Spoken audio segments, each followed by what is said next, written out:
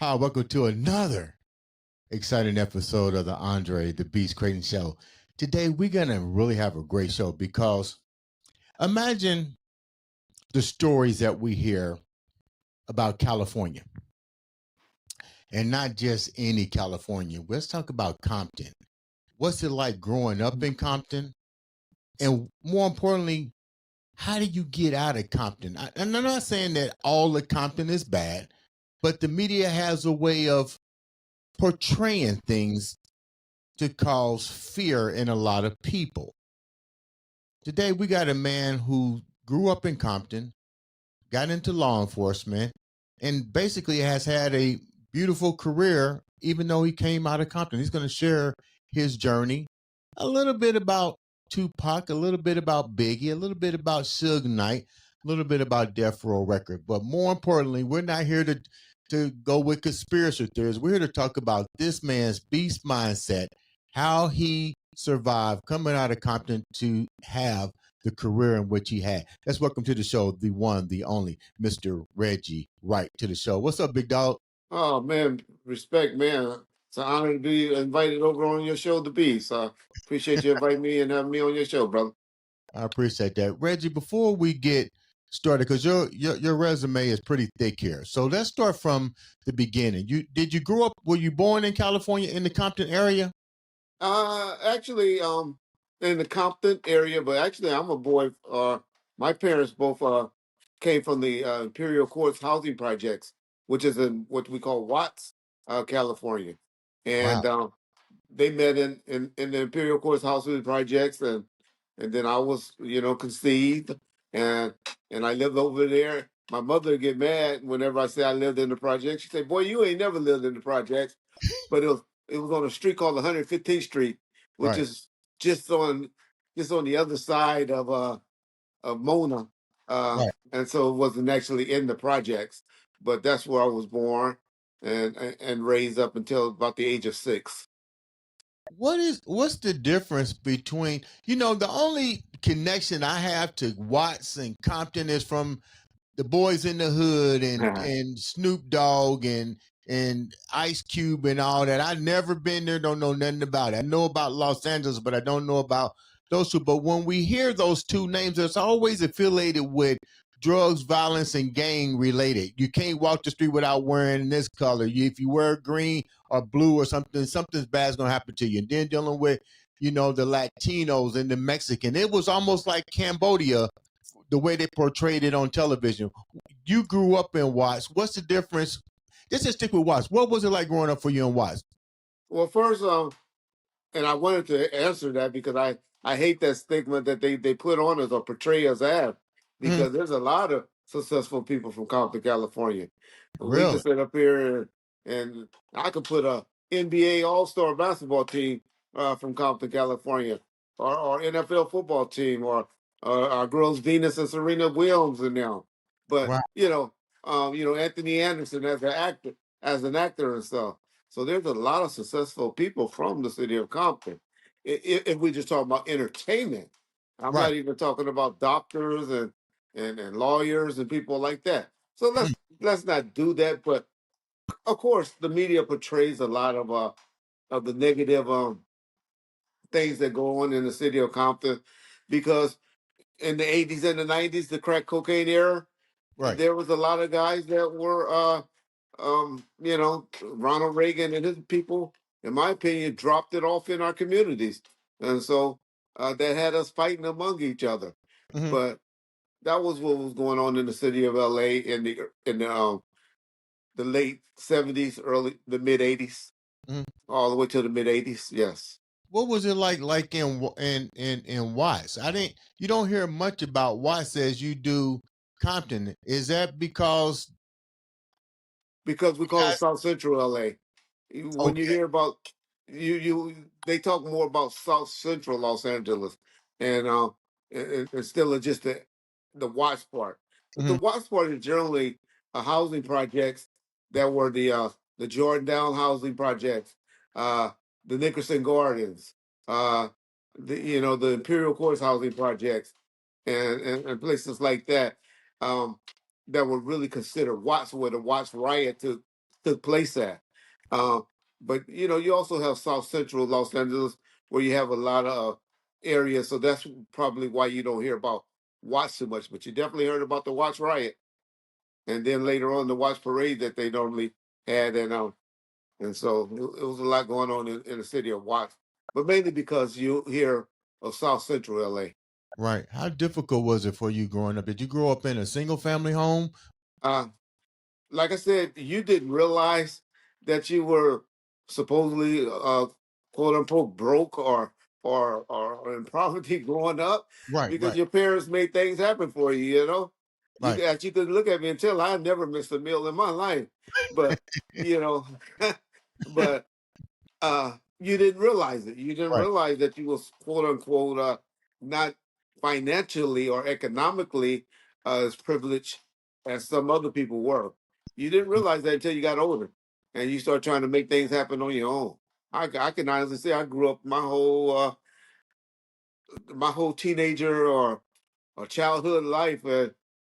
I didn't know that I was, I knew I wasn't on TV. I wasn't Right. living like a Fresh Prince of Bel Air, but you couldn't tell me I was broke or my parents was broke. And What so was it? Is how much truth is this? Like if you lived in South Central, we saw the movie. How much of that is accurate? How much is fiction? Like yeah. did you have friends in Compton and Long Beach and or was how much of that is actually true and false? You generally stayed in what you call your neighborhood, your territory, and pretty much only dealt with kids uh, that went to schools with you Mhm. or played little league sports with you. With the basketball or baseball. That's the only time you really ventured out of your neighborhood. We didn't have like the AAUs, basketball camps and stuff like that, where all the kids meet each other and stuff like that. You pretty much just played with kids in your area. Uh, Mhm. you have all-star games, but quite frankly, you never made it too far out of the all-star league where I don't remember any of our teams ever making it, past maybe regionals or something like that. Right, right. So the most that you'll heard where you met other kids from other area is when your family or your school took you to Disneyland or Knoxbury Farm. That's when you saw other kids from Mhm. other areas, as far as I remember. Um, but what we see as far as the game, you got so many different type of things because you have three sets of kids. I always try to say that in growing up, and we all really kept to ourselves. You Really? had the game members, then you had the guys that were athletes, and Mhm. then you had the ones that we call them geeks, but they wasn't geeks. They generally probably our bosses now. But you had people like that grew up in the community, and for some reason we all protected each other. The Right. athletes, they clicked up and they wasn't scared of the game members, and the game members definitely, they didn't mess with the athletes. The geeks, they just stayed in their little area, Mhm. and so generally, as I remember growing up, Mhm. everybody just were clicked with themselves. The gang members very rarely victimize people outside of the gangs. You may take their jacket or mess Right, with them at the bus stop or something like that. But just going out shooting them for no right. reason, accidents happen. Right. Where unfortunately sometimes the wrong person got shot or something like that, but they generally were trying to get someone else or a family member when stuff like that happens. So you walked around there in fear, knowing where you was at, but you Mhm. didn't fear it, Right. if that makes sense. Yeah, You 'cause you I've you heard knew it I've could heard happen, Ice but you didn't fear it. yeah, I heard Ice-T talk about, Tukey Williams and, all this kind of stuff. And he pretty much said what you said. There was really nothing to fear. So why do you now this is a two-part question. Two-part question here. how did the portrayal of South Central, Compton, and Watts, and even with the riots, affect the way the people in the community looked at themselves? Because you're being portrayed on a bigger screen, like I said, drugs, violence, murder, senseless murders. You know, you can't go outside. You know, oh, my baby got shot. How did the film industry in that particular movie, and even the rap, which we get into in a minute, Okay. the East Coast, West Coast stuff, how did that change the community in general now that you're on a bigger stage now? Yeah, well, pictures and movies like Colors and stuff like that Yeah. did expose other states or other parts of the country to what was going on in LA or the South Central Los Angeles area, Hmm. which also was Compton is pretty much Compton. People that lived in the city of Compton or Linwood or even to Long Beach, some parts of Long Beach, they Hmm. all came out of the housing projects.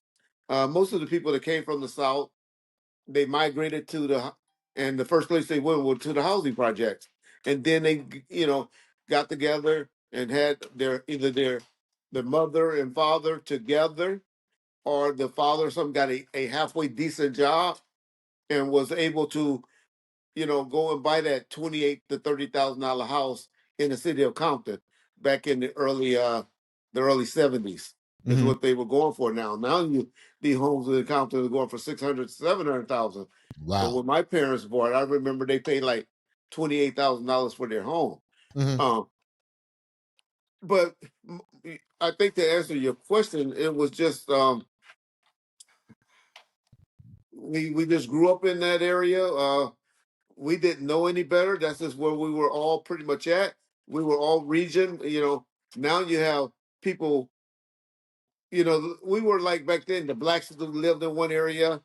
You Hmm. had a few of the Mexican people, and the whites were. We used to have something called the white escape, where the black folks was buying up all their houses, and they were moving to another community and stuff. And so we didn't live together like we do currently out Hmm. here in California. Where we have what we call the IE area, where you have a bunch of Mexicans, Asians, whites, and everybody living in the same community. Right. Back then, you generally lived in Compton, Watts. If you was a little wealthy, your parents were doing a little better. They went to Carson or or Inglewood or Ladera Heights area is, Right. is where we was pretty much shooting for, communities like Hawthorne and stuff like that. Uh, and then if you were real lucky, your parents got the Cerritos, you know. But you looked at stuff like that as in my childhood uh, of growing up in the LA County area. Right. Um, but as far as like, there's a lot of people that still live in the Watts area. Our Mexican brothers are kind of taking over a lot of the communities. If you come down to the LA County area, you'll be like, wow, where are they at? You go to Compton and people drive around. I take people to Compton a lot. And they be like, man, y'all got green lawns and this place don't look nothing like I imagine Compton to look. Why do Yeah. you why do you think Compton was centralized and Watts? Why do you think those two They call it the hub particular city. areas Yeah. yeah, why do you think those two was amplified so much in the media and in motion pictures, even in music? Well, because of Easy, NWA. I think that's what gave put Compton on the map. Uh, I really believe that the portrayal or the group in NWA made people centralize or look at the city of Compton, and I have to contribute that to them and Yeah, what but they were rapping and talking about. don't you think that it made people fearful? Because you're rapping and telling a story, but you're saying that it really wasn't like that. Well, it was like that. You heard of it. You knew what was going on. They just didn't bother us. I don't think every movie that I saw, it was generally they were shooting each other because they were wearing red or the blue. Mhm. I guess Ricky got shot in Boys to the Hood, by the gang members, and he was an athlete. But Right. that very rarely happened, where the gang members shot the athlete. You didn't hear about that too often.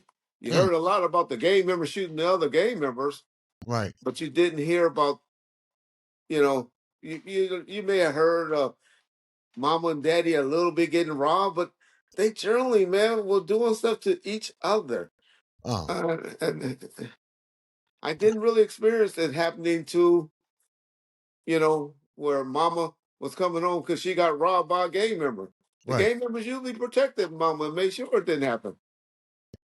How you mentioned something, and you're right. When you're young, you don't realize that you're poor unless I somebody didn't. says something. I mean, we didn't grow up with a lot of money, but you know what? I had things that I needed for school. I had things that I needed to survive. Correct. Mama used to I didn't, say for that week of first day of school clothes. Don't you remember? yeah, I yeah, don't even take my kid. I don't think I remember taking my son school shopping. You just had clothes whenever. But right. I remember I couldn't wait till first week of school so I could wear my new stuff. Was it difficult for you, um, Reggie, to escape where you grew up, or did you, or were you comfortable, or was there anything to even run from? Because you're telling me Yeah, something totally different, and I respect that. Because, like I said before, television put you guys on the map, and yeah. it's really trying to dismember all the or defragment all the stuff that Hollywood put out there on your beautiful city and where you grew up. And, and But let me say this. Let me say this, Beast. I'm telling my story.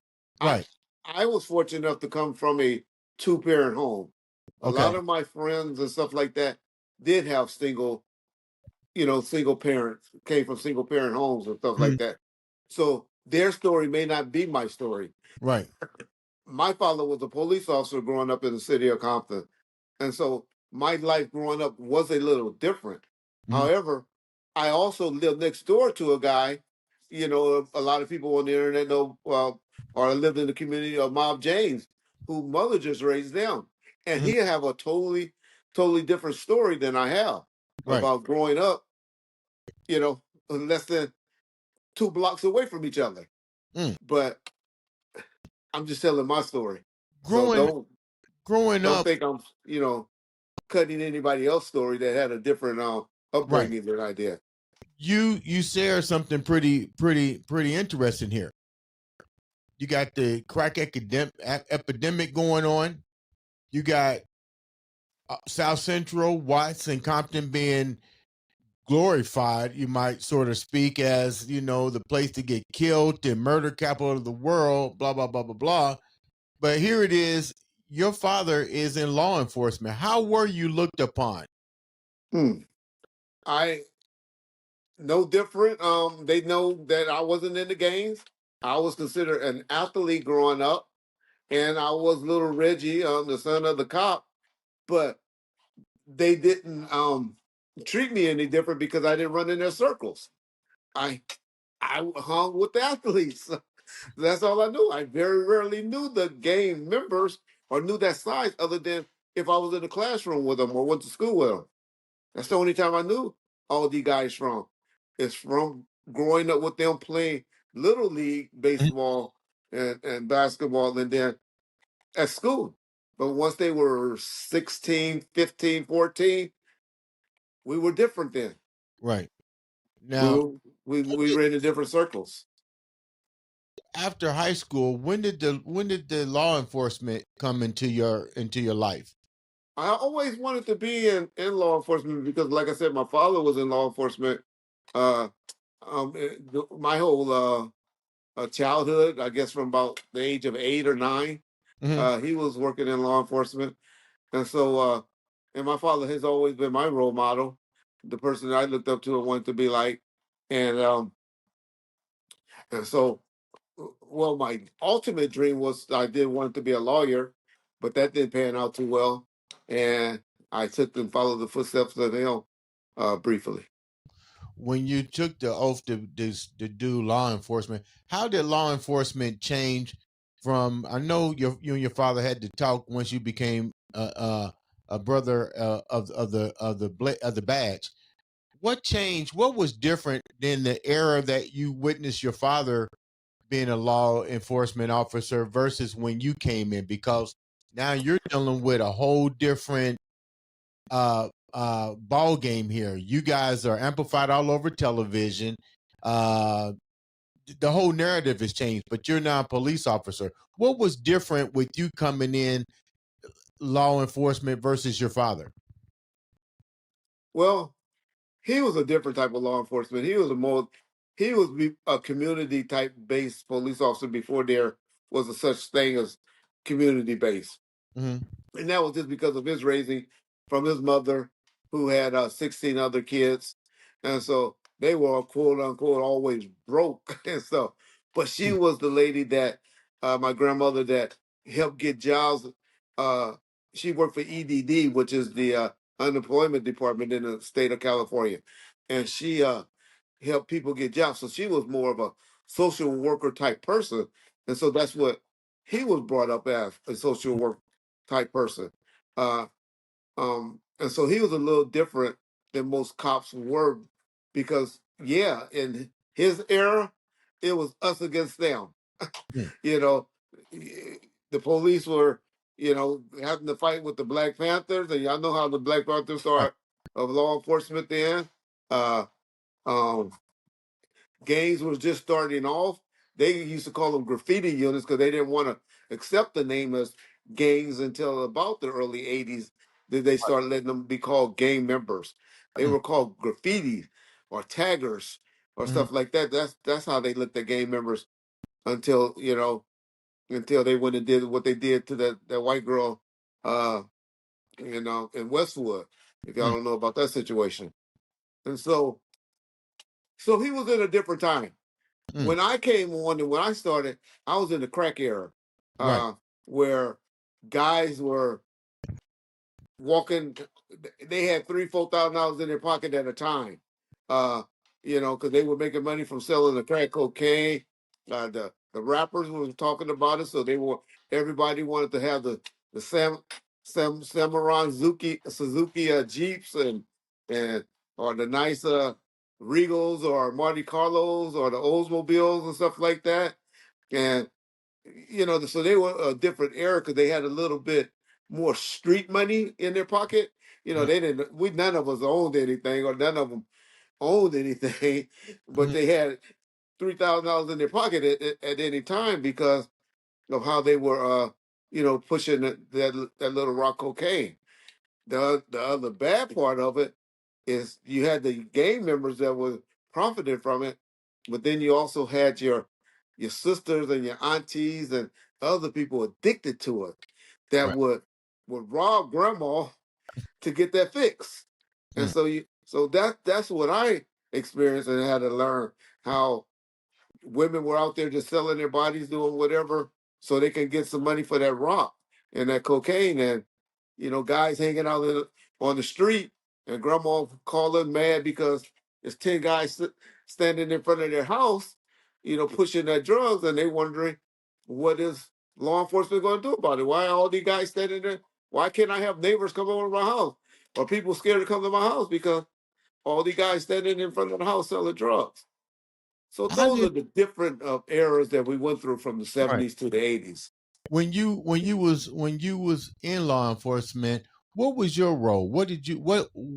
I know you probably went in to make a difference in law enforcement, but give me some examples of how that job became difficult for you because you've been amplified, like I said, through the media, through radio, through this and this.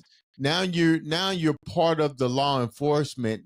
Give me like at least three moments that was really impactful during your time as a Compton police officer. Yeah, me, well, I was in the fuck the police era. IC had came out with that big song, or NWA had came out with that big song, and And Cop and then Killer too. Remember Cop Killer?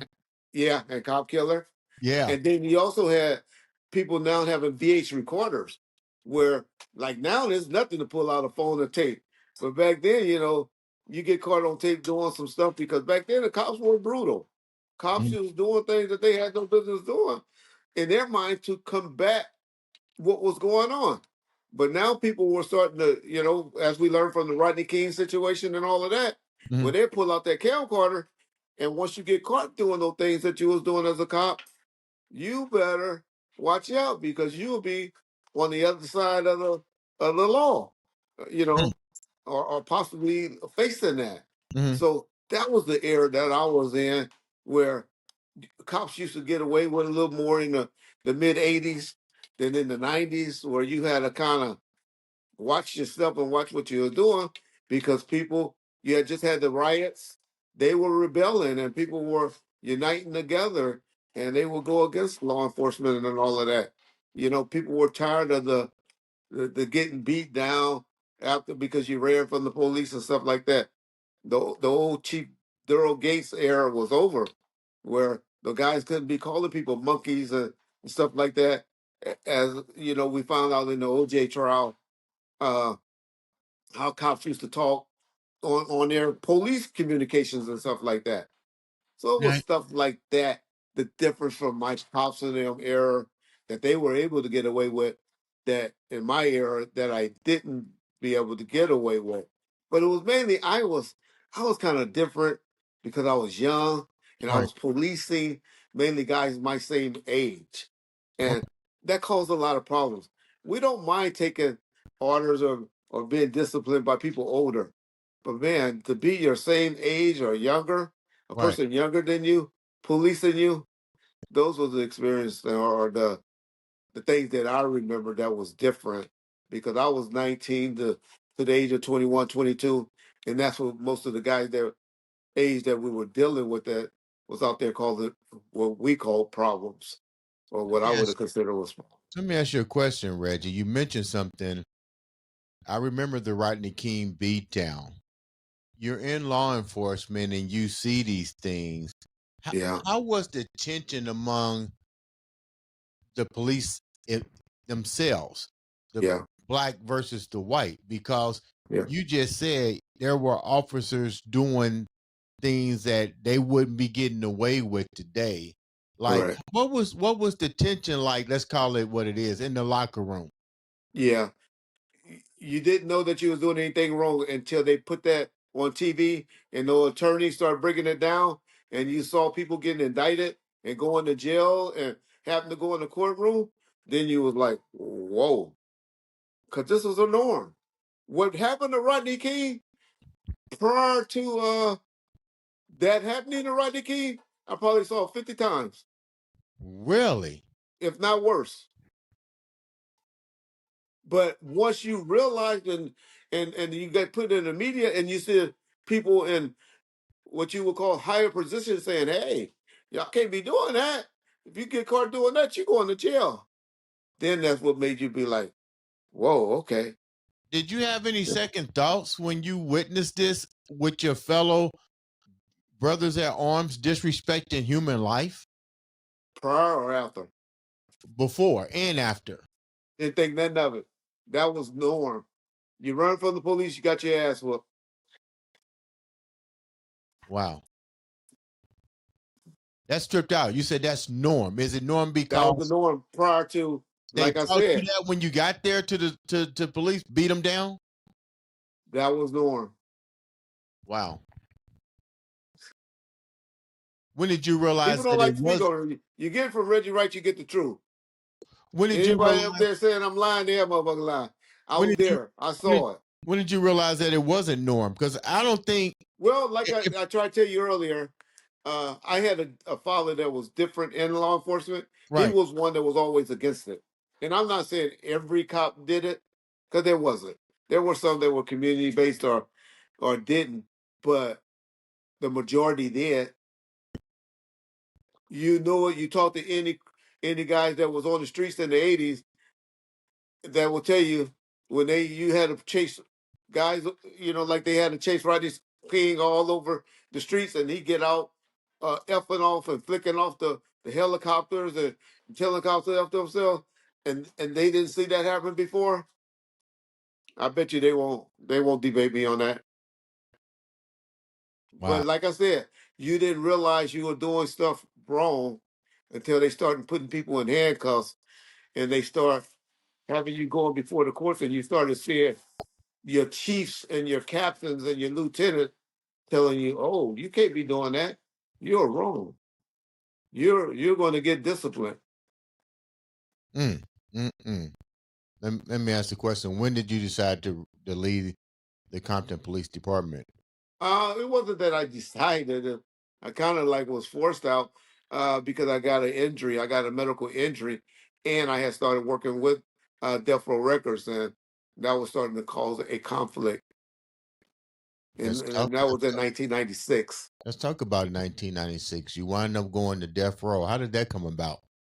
Suge and I and most of the guys, like I said, grew up grew up together, uh, um, childhood friends, and um, I kind of had got a little reputation, and my father had a big reputation in the city, Hmm. uh, and we had got and he had got some intel that some of the guys that were working for Suge that were planning on robbing him and extorting him for money Mm, because he had death row going on and he was doing big things. He had been about 2 or 3 years in the business and was doing great things. And we got the intel to him, and he pretty much asked us to come over there to protect him, to try to keep those guys at bay. Now, did you know? Did you, let me make sure I'm understanding this right? You knew Suge from Yeah. from your childhood years. We knew each other from ever since about the third grade. He's a year older than me, so he was probably in the third grade and I was in the second grade when I my first remembrance of him. But mainly just from playing. He played baseball and football and played against each other. Hmm. We lived about 3 or 4 blocks away from each other, and back then you pretty much stayed on your street Right. or in your area, so you just knew each other from school and stuff like that. But What we is? did go to high school together, Hmm. and that's when we played high school football together, and we became closer. I Hmm. would never call us best friends or anything like that Right. at that point, but we knew each other and we dealt with each other. When he when he gave you the offer to come and work for him, you knew each other, but you really wasn't close. Did you guys? Now that you're working for him, did you keep it like that, or did you become? Did the business relationship become a little bit closer, which means Ye- now you got to bond with him to some degree, or did you just keep it neutral? Uh, Initially, it was professional. Uh, that relationship grew, and it probably grew closer once uh, he went to prison, and he needed somebody that he could trust. And by then, I think I had showed him a little bit of trust, and then I hope that the trust have grown, and and then it got better, and then you know, at one time, some people would have said we were like brothers. You wouldn't know it today, the way we'd be arguing and tapping at each other on the internet. Hmm. But uh, but if some other people listen to us and have heard us talk, they would be like, "Y'all are crazy." Because one minute y'all arguing, the next minute y'all laughing and hee hawing, and that's just how our relationship has been And of what's your late. relationship like now? I mean, to be somebody's bodyguard and security, that speaks volume. Yeah. Speaks volume. I What's think your we got a relationship little like more now? closer than the bodyguard security stuff because Suge ain't never been one that really needed a bodyguard. Right. He's bigger than I am, stronger than I am. Uh, and so it wasn't that he needed a bodyguard. I just think he needed somebody that he could trust around him because he was having trust issues with some of the guys that were envy of his success at the time. How cutthroat is the game? You've been around all of them, the Snoop Dogs, the Tupacs, the Biggies. You probably almost like I never been around Biggie. um not being around them, but I mean you've Definitely never been around Diddy. what's it like? What's it like? Is it cutthroat? You hear these names. Is it cutthroat?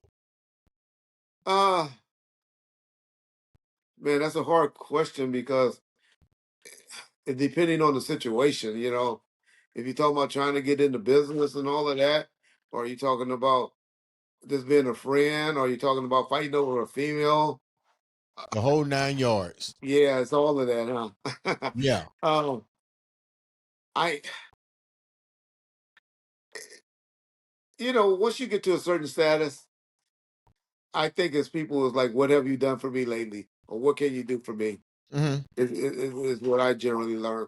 Once you're no use to me anymore, it generally goes out the window when it comes to those type of people. Hmm. Now, people like the James or even Suge and I or my boy Bob Gotti and people like that, a guy by the name of Dwight Story, people that you grew up with, Hmm. you take a little bit more, you can deal with a little bit more and tolerate with more than Hmm. what a person you just met because of a working relationship. Hmm. And so that's the experience that I got. People that you met through your business or whatever, it's hard for me to call them friends. Right. You know, they work relationship or work buddies. But people that I grew up with, that I was in the sandbox with, that I went to school with, and they know my mama, I know their mama. I'd have been in their house. It's just different to me. Just different of what you can do or what you can say and what you allow them to do to you.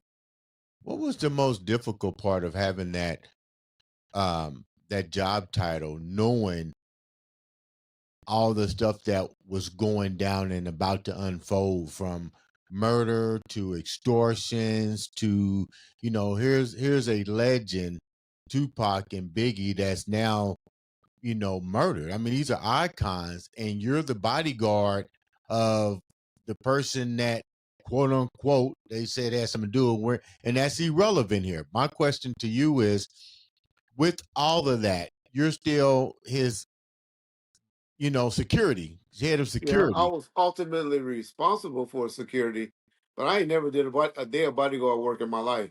I hired guys that were bodyguards. Uh, Mhm. but and I never worked with Tupac like that or anything like that. So Mhm. my relationship with a Tupac was totally different than my relationship with a Suge Knight. Mhm. Uh, totally different. I mean, Mhm. me and Suge will talk about you know everything from I can't think of a subject that we haven't talked about. Where Tupac, it was just about, hey, who gonna be with me today? Uh, make sure that my guy is here, or his manager or assistant saying, make sure your guy is here at such and such time because he got to be on set or he got to be at this location at this time. So those are different type of conversations, and those would be my experience from them, from What different people and stuff. what was how did you deal with the aftermath? With all this stuff going on, and all of a sudden your name may or may not be implicated in this. Like, how was you able to still navigate and still hold a friendship in a business relationship with Suge? Oh well, because his name was mentioned as well. It was Reggie and Shug. It wasn't, like Reggie did this as a Lone Ranger until just recently. But when you know the truth, when Right. you know what really happened, you just and all of this stuff is just new. You Right. didn't hear of, you didn't even think of this in the 90s. You heard rumblings of things or people saying that, but you knew it wasn't people that were involved. The Mhm. people that created all the narratives and stuff like that have never probably met Tupac or seen Tupac before in his life. What about this guy? What's his name? Teffy D, or uh Keefy D. yeah, Keefy D. Like, I hear this dude doing more jaw jacking. You would think that, man, he said you would think that dude sat next to you and Suge Knight and all you guys every single day. What's your take on all this gossip? Well, as far as what though, as far as the business side or just for the shooting of Tupac, the He's shooting of talking about Tupac, he knows everything. You about. would think that he knows more about it than anybody else. He should. He was involved. He the one. He was in the car with the guys that shot, so he should know. So why is he doing it? Why is he doing that talking? I'm sure right now sitting in jail right now, wishing he wouldn't have.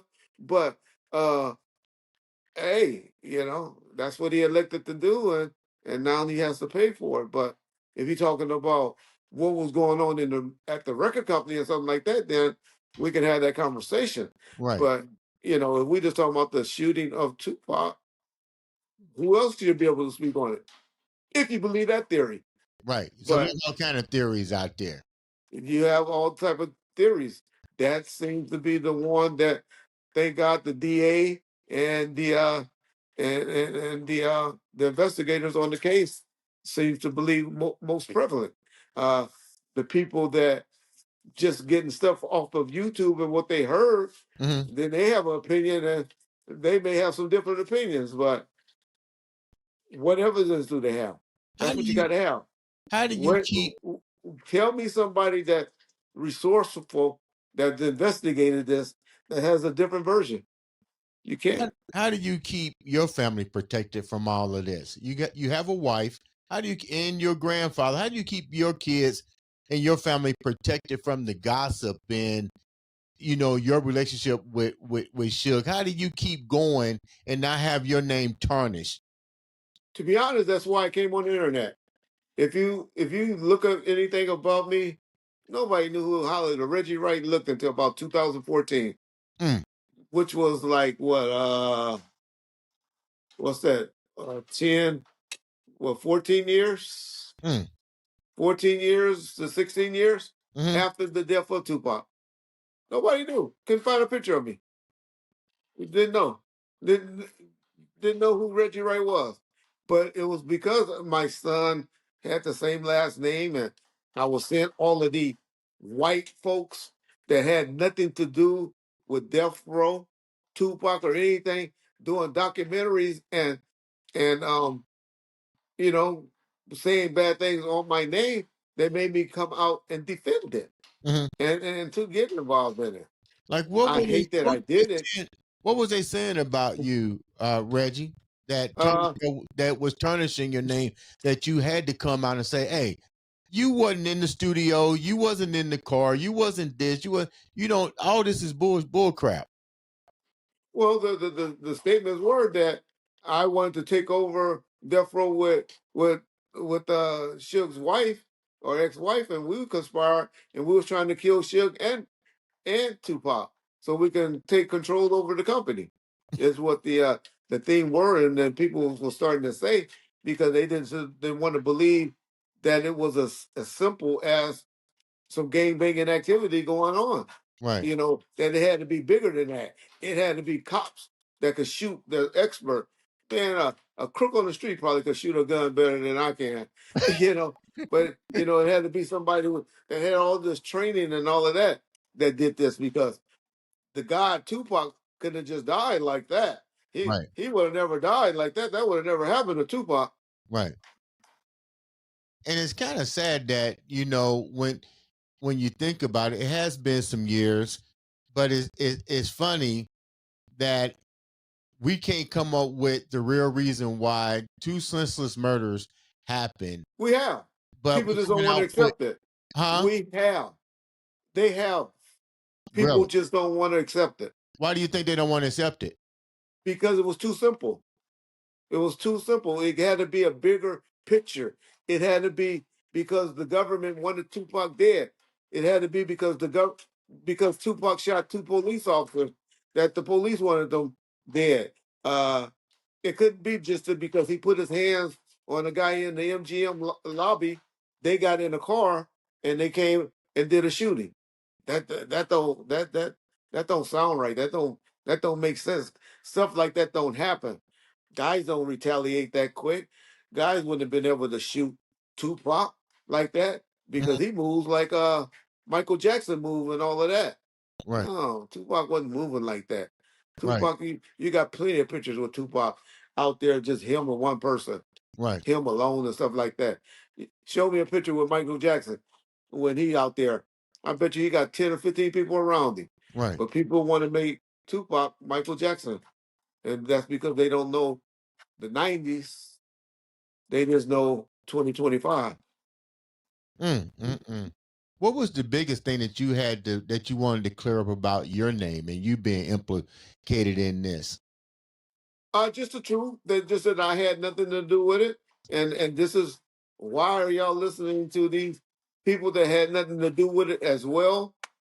In their opinion, why? Well, here's the truth. Here's my version of what happened. And you know what's so funny, Reggie? Even if that was the case, somebody would have probably already taken you out.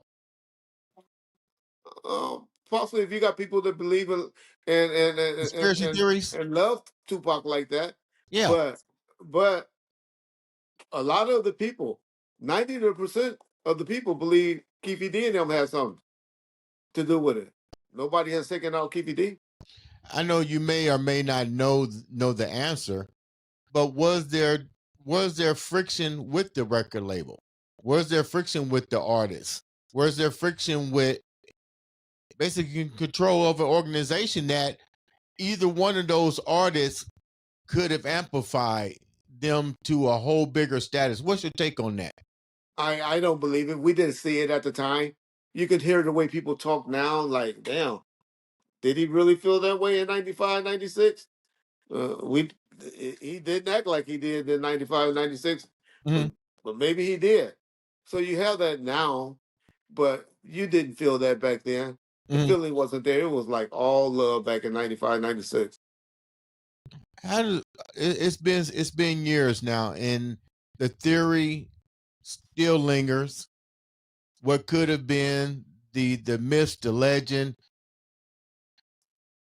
they passed away. Two outstanding artists. You have to think about this all the time because you was in the midst of this entertainment conglomerate. Yeah. How difficult is it for you to even know that you have to still go on and these legends have moved on, but your name is still implemented in it to some degree? Yeah. Well, I believe in the Bible, and my Bible teaches me that they both were going to die on those dates that they died. From the day that they were born, they were going to die those days. That's what the Bible says. Uh, that your date uh, is already written in stone from the date of your birth, from you being in coming out of your mother womb. Mm, So Tupac was going to die that day. no matter Now what. the Bible doesn't say how, Hmm. and so I think the question should be how he died. Hmm. Uh, does that bother you? Versus that's why he's dead now. Mm, If you Bible, a lot of people are not don't believe in the Bible, so I can understand. They like, what the hell this nigga talking about? I get it, hmm. but that's what I believe. So I believe he was supposed to die that day. Unfortunately, that's what God had for him, the day for him to die. Hmm. Now, um, what bothers me is the how. Um, and I wish, yeah, there are things that I could wish that my security, because like I said, I was a security company, not the bodyguard, the where he died or the watch that he died under. Hmm. I wish there were things that were done better, meaning uh, retaliation, you know, or what's the correct word? Return fire Hmm. or stuff like that. When the person did that, or being a good witness to get the license plate, chase them down, get a good description, and report it to law enforcement and all of that. Yeah, I wish stuff like that would have happened that night. Um, but other than that, I don't have a problem sleeping because ultimately, nobody wants to admit it. I'm gonna sound messed up by saying this, but Tupac Shakur caused his own death by putting his hands on a man in that MGM lobby that he shouldn't have had no reason to do. But nobody want to hear that. Because it's too simple. Too simple. You Compton, mentioned, LA. and Reggie, let me say thank you for coming on the show and sharing your life story, especially being in entwined with this. And I know, like you said, that you wish that something could have been done different. But unfortunately, you also said something that was very, very keen. From the moment you're born, you got a day to die, and then there's nothing nobody can do about it. Nobody can That's do just it. a simple fact. What's your life like now? What are you doing now? I'm You recovering. grandfather? You married? What's going on with you? I'm married, happily married. Have a great wife that's part of the reason, other than God, or it wasn't my date, as we just said. uh, that So I can't. I guess I can't say that. I guess it just wasn't my time. Right. That that's helping me get myself back right. I caught that COVID bad. That COVID tried to take a brother out, but God said it's not your date, Yeah. and so I'm just gonna slow you down and mess you up for a bit. But it's coming back, and everything's coming back, and that's my life right now. Is just trying to love my family. Ex- uh, my wife think I spend up too much of our little money that we have, but just trying to enjoy life, make Yeah. sure that everybody that's around us is happy, and appreciate the people that that's in my corner. How can the viewers reach out to you to know more about who you are, your story? Because you're a great guy to talk to. I appreciate the interview, man. You're great. You've been patient with me and stuff. How can the viewers follow you and know more about you? Yeah. Just contact me. DM me like you did, your staff did. Hit me up on IG, and if I'm available, I'll make it happen. I apologize to you. I know I flaked out on you a couple of times, and That's all right. um, but you have a great staff. You're very organized, Thank you. and your people, man, they do a good job of communicating and sending out stuff to make sure that your schedule is tight. I So appreciate that. shout out to you, brother. Ladies and gentlemen, this has been another. No, let me go back because I'm missing something here. Make sure you guys click, follow, listen to his story, and more importantly, remember this is a judge-free zone. This show today wasn't about who did what to who. This was Reggie telling his story. A young man from Compton to law enforcement, having the responsibility to protect another human life. And he's telling his story the best way he knows how, which is authentic truth. With that said, all it takes is a click of the button to change somebody's life or to make a difference in somebody's life. This has been another, and I do mean another, exciting episode of the Andre the Beast Crayton show.